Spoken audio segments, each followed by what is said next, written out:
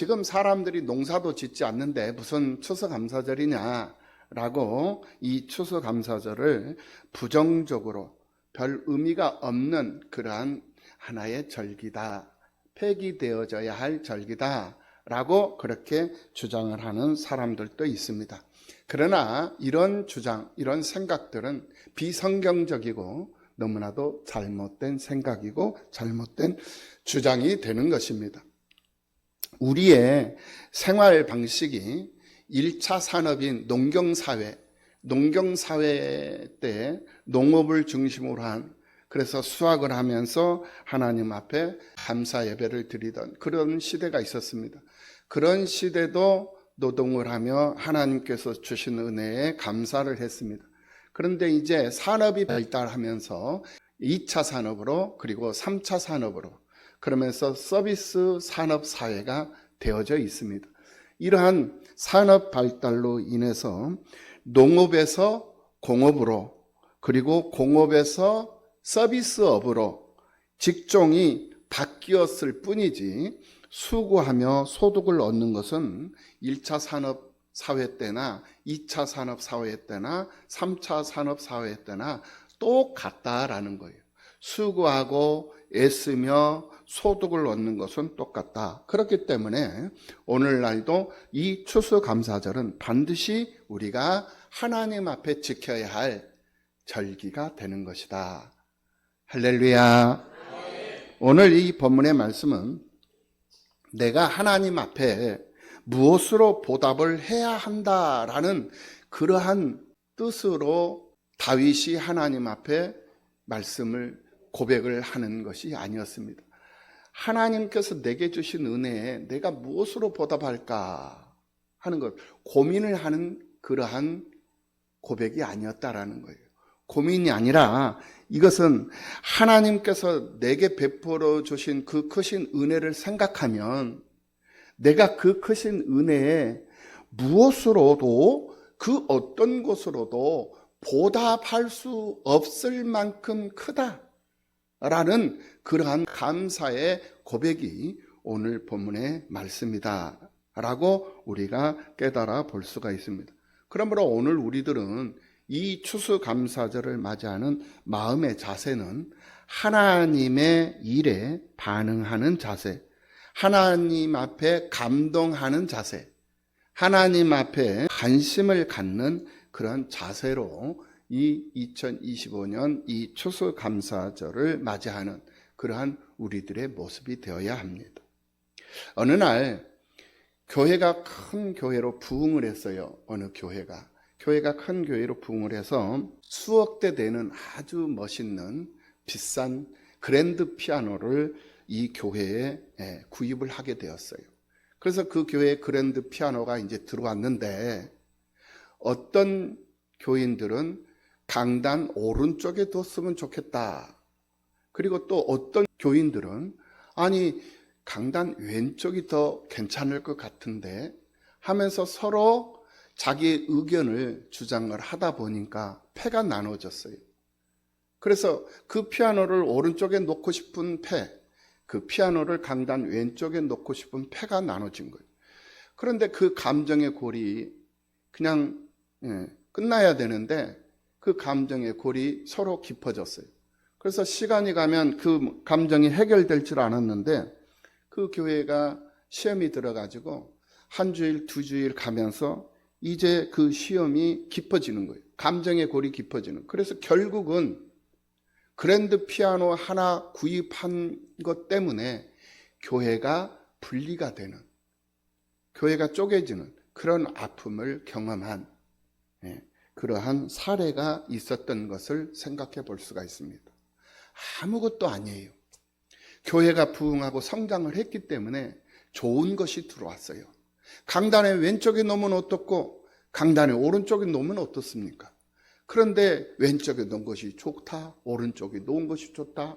그러니까 오른쪽에 놨어. 그러니까 왼쪽에 놓은 것이 좋다라고 한 사람들이 용서가 안 되는 거야. 화가 난 거야. 그래가지고 결국 교회도 안 나오고, 그리고는 교회 안 나온 그 사람들께 모여가지고 교회를 또 하나 세워버려요. 이러한 일들이 교회 안에서 일어나서야 되겠느냐 이 말이에요. 어떻게 자기 주장, 어떻게 자기 감정, 그것을 관철시키려고 노력하고 그것을 관철시켜야만이 화가 풀리고 분이 풀리고 속이 풀리는 그러한 모습으로 예수를 믿고 신앙생활을 해서야 되겠느냐 이거예요. 이거 있을 수 없는 일입니다. 하나님 앞에서 자기 생각, 자기 주장, 자기 감정이 있었어야 되겠느냐. 사람이 길을 걷는데 큰 돌보리에 넘어지는 그런 경우는 없습니다. 길을 걸어가다가 작은 돌보리에 사람들이 걸려서 넘어지는 경우들이 많습니다. 왜 큰 돌부리에는 넘어지지 않느냐? 주의를 하기 때문에 넘어지지 않죠. 그런데 작은 돌부리는 주의를 하지 않아요. 그래서 쉽게 여기고 경히 여기다 보니 그 사소한 것에 의해서 결국은 넘어지게 된다 이거예요. 그것은 사소한 것에 방심하고 생각 없이 걷다가 당하는 결과다라고 생각해 볼 수가 있습니다. 이처럼 사소한 감정이 큰 일을 만들어 버리더라는 거예요. 그래서 감정으로 하지 말고 하나님의 말씀을 믿는 믿음으로 하자라고 말씀을 드리는 것입니다. 바리새인들에게는 세 가지의 특징이 있습니다. 첫째, 무반응이에요. 반응이 없는 그런 사람들, 이런 사람들이 바로 바리새적인 특징을 가진 사람들이. 마태복음 11장 16절 이하의 말씀을 보면은 아이들이 장터에 앉아가지고 친구들을 불러서 피리를 부는데 사람들이 피리를 불어도 춤을 추지 않아요. 반응이 없다라는 거예요. 그리고 슬피 울어도 가슴을 치지 않는 것과 같다라고 말씀을 하고 있는 대목을 볼 수가 있습니다. 그만큼 무반응, 반응하지 않는 어떤 일이 발생하고 어떤 일이 생겼음에도 불구하고 아무런 반응 없는 그런 삶을 살아가는 그 사람이 바로 바리새적인 그런 특징을 가지고 있는 사람이다라고 정의를 해볼 수 있다라는 거예요. 무감동, 감동 없는 사람들이 감동할 줄 모른단 말이에요.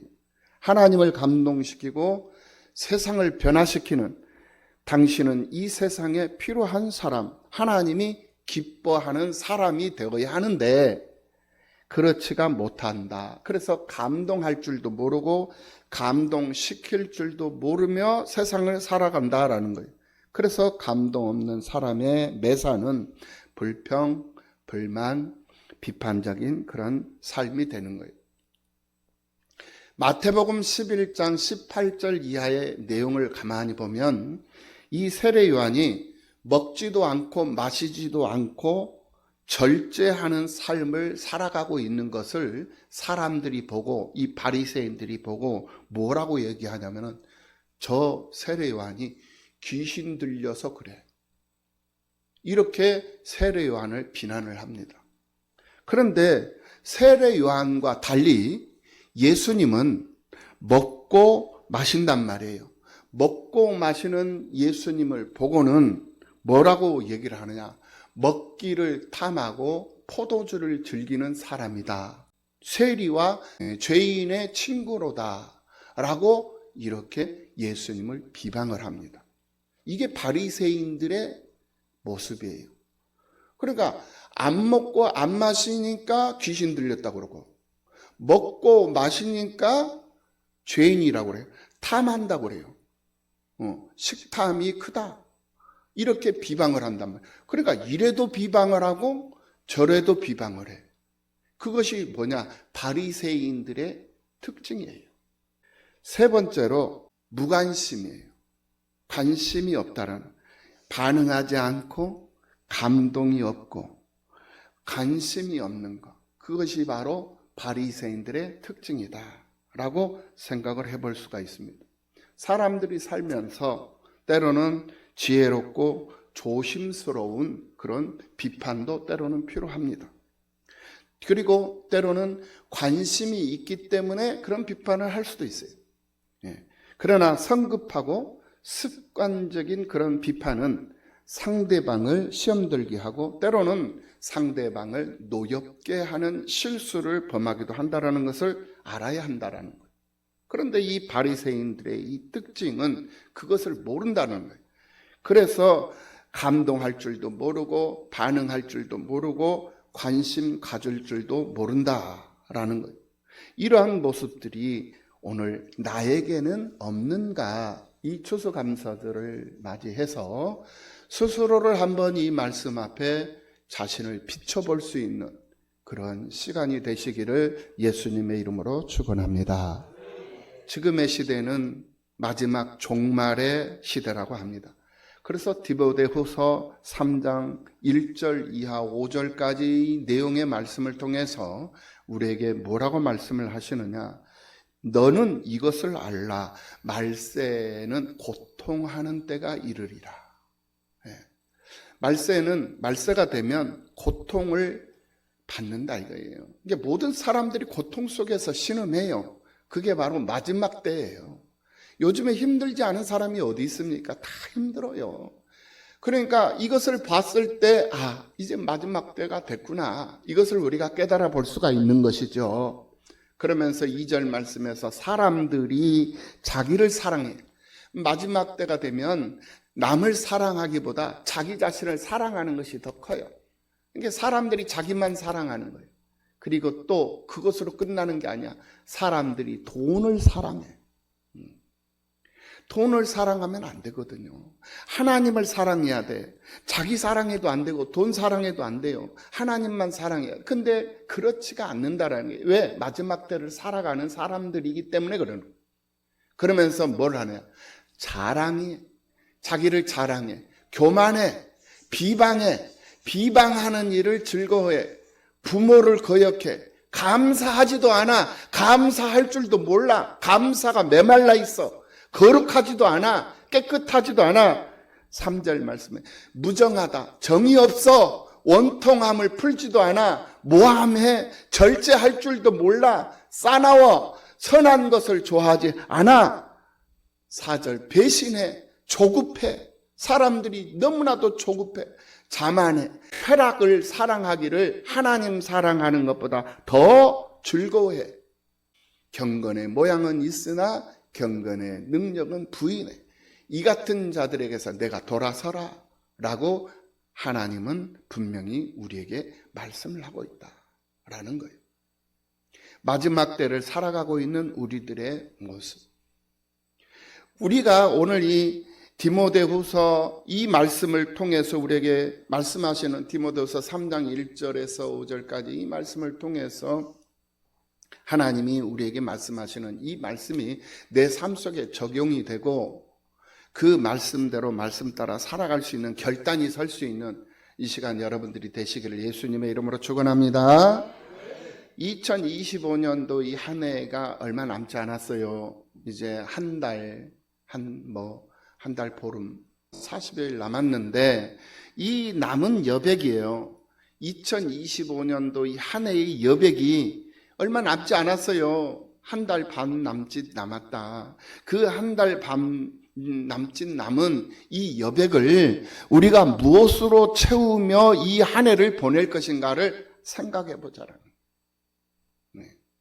내가 할 수 있는 일이 무엇인가?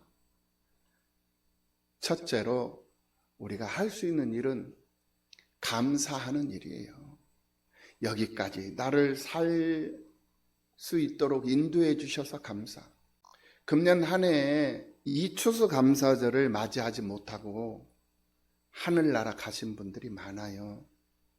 근데 우리는 이 추수감사절을 맞이했잖아요. 감사하잖아요. 그쵸? 얼마나 감사해요. 사고로 돌아가신 분도 있고 천수를 다해서 천수가 차서 가신 분도 있고 질병으로 가신 분도 있고 원치 않은 그러한 죽음을 맛본 사람도 있고 별의별 사람들이 얼마나 많습니까? 그런데 오늘 우리 하나님께서 우리는 오늘 우리를 건강한 모습으로 이 추수감사절을 지키며 하나님 앞에 감사 예배로 영광을 돌리며 살 수 있게 해주셨으니 얼마나 감사하냐고요. 감사해요.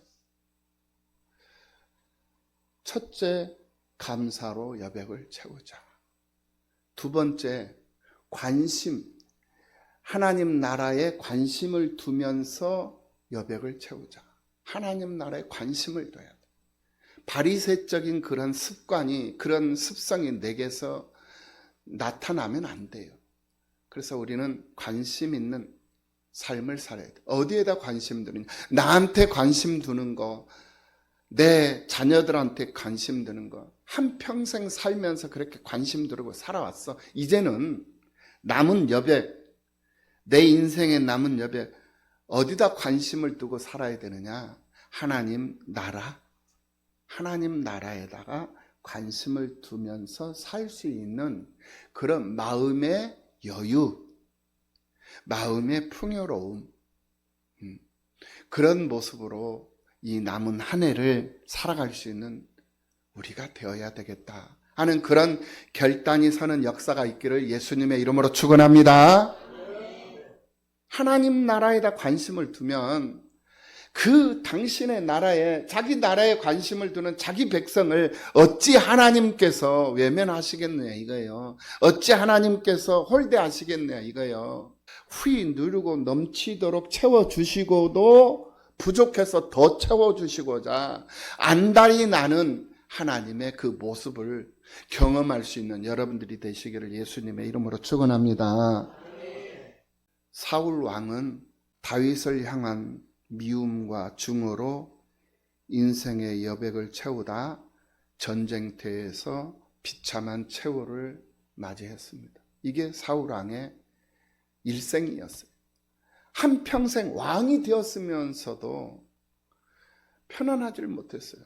얼마든지 편안할 수 있는데 왜 편안할 수 없었느냐? 시기, 질투 때문에 그랬던 거예요. 자기 사위예요. 자기 사위를, 자기 아들이나 다름없잖아요. 그 자기 사위, 자기 아들 다윗을 왜 시기하냐고요. 자기가 왕인데 왜 시기하고 왜 질투를 하냐고. 평생 그러다 보니 이 사울은 평생 창을 가지고 살았어요. 창. 이 창이 뭐예요? 사람을 죽이기 위한 도구를 가지고 살았던 거예요. 그런데 그에 반해 이 다윗은 도망을 다니면서 쫓기는 자로 도망을 다니면서 숨어 다니면서 자신의 생명을 연명을 유지해 가면서 어떤 모습으로 살았나요? 늘 찬송하면서 살았어요. 그래서 사울 왕의 손에는 이 창이 떠나지를 않았어요. 그런데 다윗의 삶은 늘 수금을 들고 살았어요. 악기를 들고 살았던 거예요. 그 악기로 뭐를 했어요? 하나님을 노래했어요. 도망자가, 쫓기는 자가 하나님을 노래하면서 살았다라는 거예요.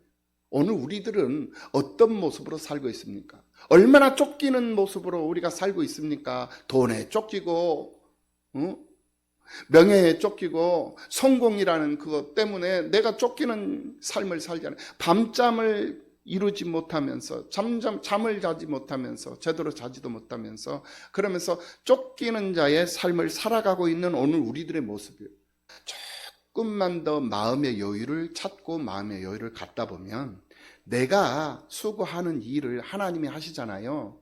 그럼 나는 한 가지 두 가지는 해낼 수 있지만은 10,000가지 중에 9,999가지는 못해. 그런데 그 일을 하나님이 하실 수 있도록 맡겨놓잖아. 그러면은 하나님이 하시면 10,000가지를 단번에 한 번에 그냥 10,000가지를 다 해버리는 이가 우리 하나님이시라는. 그러니까 그 하나님을 의지하고 그 하나님 앞세우고 그 하나님 응원하면서 하나님 감사합니다, 감사합니다. 하나님 노래하면서 하나님 즐거워하면서 우리는 살면 하나님이 내 삶 속에 오셔서 다 일하신다니까 이거를 믿으시기를 예수님의 이름으로 축원합니다.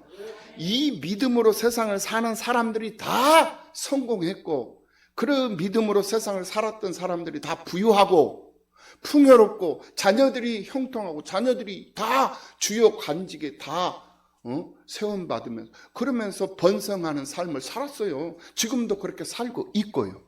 우리의 믿음의 선배들이, 우리 형제들이, 믿음의 지체들이 그것을 삶 속에서 증명해 보이고 있잖아요. 우리는 그것을 보면서 살고 있잖아요. 그런데 우리라고 그런 축복을 받지 말으라는 법이 어디 있어요? 우리도 얼마든지 그런 복을 받을 수 있다라는 거예요. 그런데 어떻게 해야 그런 복을 받을 수 있느냐? 그런 복을 받을 수 있는 조건을 갖추면 돼. 그러면 그런 복을 받을 수 있는 조건이 뭐냐? 믿음이라는 거예요. 어떤 믿음? 내가 하려고 하는 것이 아니라 하나님께서 하게 하시는 믿음. 그랜드 피아노를 교회가 부흥해가지고 그랜드 피아노 수억짜리 그랜드 피아노를 갖다 놨어.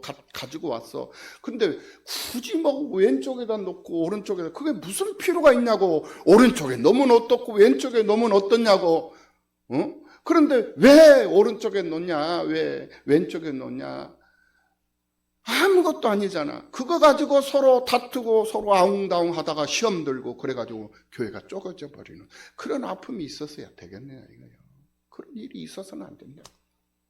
하나님 앞에 이 추수감사절을 맞이하면서 자신을 다시 한번 돌아보시고 하나님 앞에 자신을 다 드리고도 내가 더 드릴 것이 있었으면 좋겠다 하는 그러한 다윗 왕의 그런 신앙 고백과 같은 하나님 앞에 그런 고백을 드리며 살 수 있는 여러분들이 되시기를 예수님의 이름으로 축원합니다.